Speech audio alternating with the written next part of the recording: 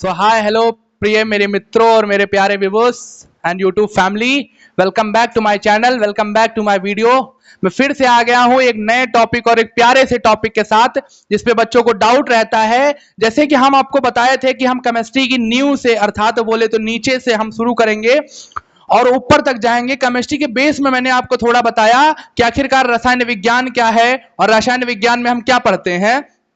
उसके बाद मैंने आपको हिस्ट्री ऑफ केमिस्ट्री बताया कि आखिरकार केमिस्ट्री उत्पन्न कहां से हुई। आज मैं थोड़ा और उसी चरण में आगे बढ़ते हुए मैं आज आपको बताऊंगा कि जो परमाणु होते हैं, जो अणु होते हैं, ये जो परमाणु होते हैं, ये जो अणु होते हैं, जो तत्व होते हैं, ये सब आखिरकार होते कहां से हैं और कैसे होते हैं, इनको कैसे पढ़ें, इनको कैसे याद करें और केमिस्ट्री के लिए कैसे इंपॉर्टेंट है। क्योंकि जब जब हम केमिस्ट्री पढ़ना शुरू करते हैं तब हमारे लिए सबसे पहला शब्द आता है कि परमाणुओं। कोई भी अभिक्रिया पढ़ते हैं, पहली बात अभिक्रिया की परिभाषा ही पढ़ते हैं तो उसमें ही आ जाता है दो या दो से अधिक यौगिकों या अन्य शब्द आ जाते हैं तो हम कंफ्यूज कभी कभी हो जाते हैं कि सर आखिरकार यौगिक क्या है, परमाणु क्या है, अणु क्या है। तो आज आपका वो सारा डाउट क्लियर करने के लिए एक्चुअली में बच्चों फर्स्ट ऑफ ऑल हम आपका सारा डाउट क्लियर करेंगे। उसके बाद 10 तारीख से, note down and mark my words, 10 तारीख से हमारे चैनल की पर्टिकुलर क्लासेस फिजिक्स की, केमिस्ट्री की, मैथमेटिक्स की आपको अच्छे वे में मिलेंगी। लेकिन उससे पहले मैं चाहता हूं कि आपका बेसिक जो है बेटा, आपका जो बेसिक है पहले वो मजबूत हो जाए, वो इतना तेज हो जाए कि आप जब अप लेवल में जाएं तो आपको कोई दिक्कत ना हो। तो उसी वे में हम आगे बढ़ते हैं और आज का हमारा टॉपिक आपको दिखा देते हैं। तो आज का मैंने टॉपिक लिया है बेटा पदार्थ की अवस्थाएं। अच्छा, पदार्थ की अवस्थाएं तो मैंने आपको कल बता दी थी। पदार्थ की अवस्थाएं तो लास्ट वीडियो में हम लोग डिस्कस कर चुके थे कि पदार्थ की मूल रूप से 3 अवस्थाएं होती हैं, ठोस, द्रव, गैस। ठोस, द्रव, गैस हमने बात कर ली थी इसके बारे में हिंदी और इंग्लिश दोनों में हमने बात कर ली थी। मैंने चौथी और पांचवी अर्थात प्लाज्मा और बीसीए अर्थात बोस साइंसिंग संघनन के बारे में भी आपको बता दिया था। उसके बारे में बताते हुए इसके बाद हम लोग पढ़ेंगे अणु, परमाणु, तत्व अर्थात एटम्स, मॉलिक्यूल्स एंड एलिमेंट्स के बारे में हम लोग पढ़ेंगे कि आखिरकार ये होते कहां से हैं, ये होते कैसे हैं और कैसे उत्पन्न होते, किन से मिलकर बनते हैं।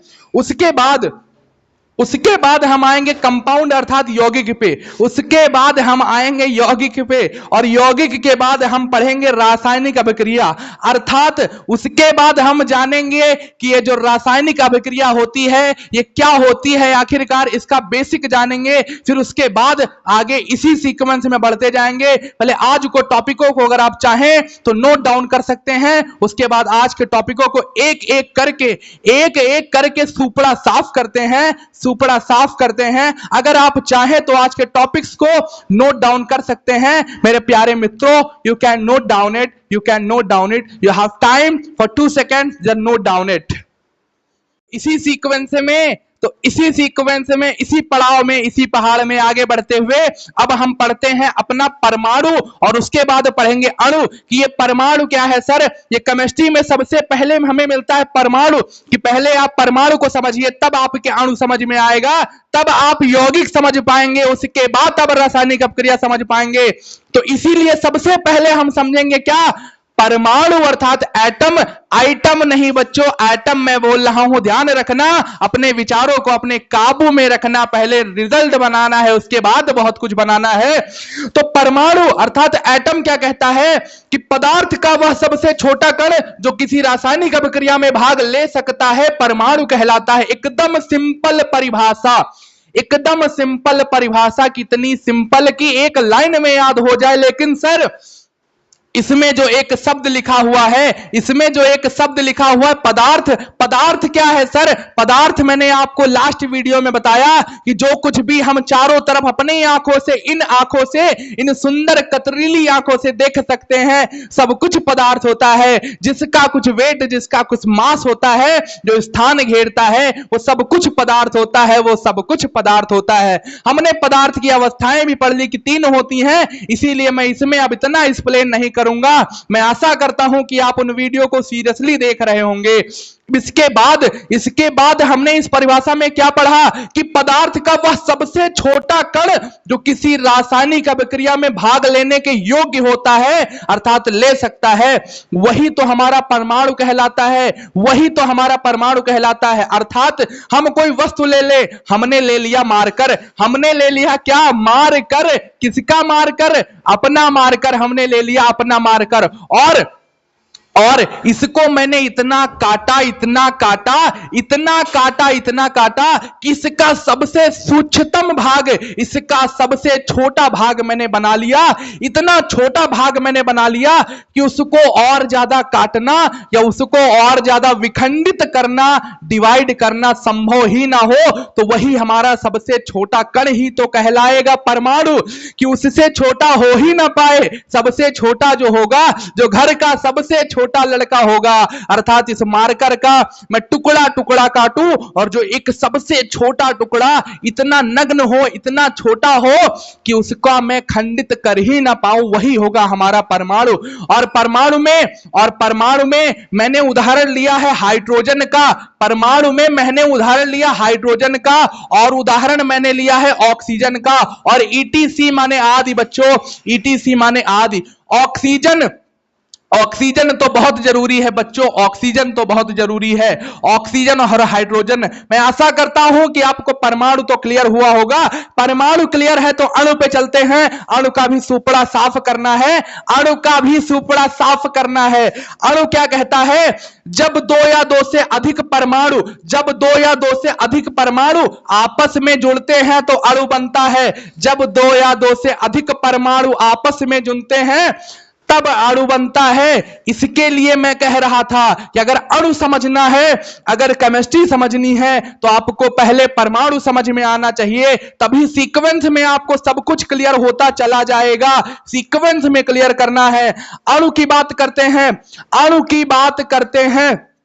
अणु कहता है जब दो या दो से अधिक परमाणु आपस में मिलते हैं, जब दो या दो से अधिक परमाणु आपस में जुड़ते हैं, जब दो या दो से अधिक परमाणु आपस में जुड़ते हैं तो बनता है एक अणु, तब बनता है एक मॉलिक्यूल, तब बनता है एक मॉलिक्यूल। मैंने उदाहरण लिया जल का, जल ही तो जीवन है मित्र, जल ही तो जीवन है। जल बनता है हाइड्रोजन और ऑक्सीजन से। देखो इसमें दो परमाणु मिले और एक बन गया अणु, और अणु बना क्या? जल। जल तो बहुत जरूरी है मित्र, जल पियो और इसको नोट डाउन करो। समझ ये टॉपिक ना आया हो तो कमेंट में पूछ सकते हो, मैं 5 सेकंड का समय देता हूं, इसको नोट डाउन करो। फिर इसी सीक्वेंस में अपने आगे बढ़ते हुए चलते जाएंगे, हम चलते जाएंगे और चलते जाएंगे। इसको नोट कीजिए। इसी सीक्वेंस में आगे बढ़ते हुए अणु परमाणु का सुपड़ा साफ करते हुए अब हम जानेंगे कि आखिरकार तत्व अर्थात एलिमेंट्स क्या होते हैं। सर मैंने पढ़े हैं कि केमिस्ट्री में अभी तक 118 तत्व एलिमेंट्स फाउंड हुए हैं। सर मैंने पढ़ा है, मुझे याद है, hydrogen, helium, lithium, beryllium, boron, carbon, मुझे सब याद है सर। लेकिन तत्व आखिरकार होते क्या है, ये किनसे मिलकर बनते हैं, ये मुझे क्लियर नहीं है। मैं तुम्हें बताता हूं कि किनसे मिलकर बनते हैं। देखते हैं। तत्व कहता है एक जैसे परमाणुओं से मिलकर बना नया पदार्थ, एक जैसे परमाणुओं से मिलकर नया बना पदार्थ, वही तो हमारा तत्व होता है, वही तो हमारा तत्व होता है, वही तो हमारा तत्व होता है। जैसे कि अगर हम बात करें ऑक्सीजन O2, जैसे कि अगर हम बात करें O2 किससे मिलकर बना है? O+O अर्थात O2। हम बात करें लोहा, हम बात करें आयरन, ये रहे इसके कुछ उदाहरण कि आखिरकार तत्व कहते किसे हैं? हमारा जो लोहा है और जो सोना है, ये एक जैसे तत्वों से मिलाकर बनाए गए हैं और ये नए पदार्थ हैं, इनको हम सोना और लोहा कहते हैं, ये नए पदार्थ हैं। और इसके आगे मैं बात करूं तो हमारा दिया गया है यौगिक अर्थात कंपाउंड। कंपाउंड तो मैंने इंग्लिश में भी पढ़ा है सर, लेकिन ये केमिस्ट्री है मेरे मित्र, ये केमिस्ट्री है मेरे मित्र। कंपाउंड क्या कहता है? दो या दो से अधिक तत्वों से मिलकर बना। आप एक बात को ध्यान दीजिएगा कि सब कुछ एक दूसरे से रिलेट होके चल रहा है, सब कुछ एक दूसरे से रिलेट होके चल रहा है। जैसे कि तत्व की परिभाषा में हमने लिया परमाणु को, ये रिलेट हुआ परमाणु से। हमने यौगिक की परिभाषा जब पढ़ी तो हमें मिला तत्व को। देख रहे हो मित्रों कि सब कुछ एक दूसरे से रिलेट होके चल रहा है। कहता है दो या दो से अधिक तत्वों से मिलकर बना नया पदार्थ, अर्थात यौगिक दो या दो से अधिक तत्वों से मिलकर बना नया पदार्थ यौगिक कहलाता है। जब दो या दो से अधिक तत्व आपस में मिलेंगे, आपस में जब अभिक्रिया करेंगे, उनकी जब अभिक्रिया कराएंगे तो हमें जो नया पदार्थ मिलेगा वो यौगिक होगा, वो कंपाउंड होगा। उदाहरण के लिए हम समझते हैं NaCl, उदाहरण के लिए हम समझते हैं NaCl। हमने दो तत्व ले लिए।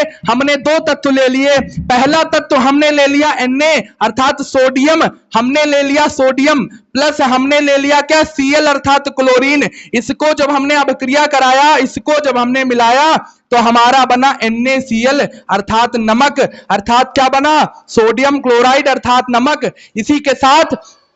इसी के साथ अपने इन टॉपिकों को अंत करते हुए इसी सुपड़ा सीरीज में आगे बढ़ते हैं। आप इसको नोट डाउन कीजिए और मैं आशा करता हूं अणु परमाणु तत्व और उसके बाद यौगिक भी आपका क्लियर होगा। अब बात करते हैं कि रासायनिक अभिक्रिया क्या है, लेकिन उससे पहले मैं आपको कुछ नैनो सेकंड का समय देता हूं। नैनो सेकंड का समय देता हूं।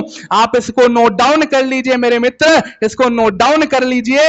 मैं देता हूं आपको पूरे नैनो सेकंड का समय।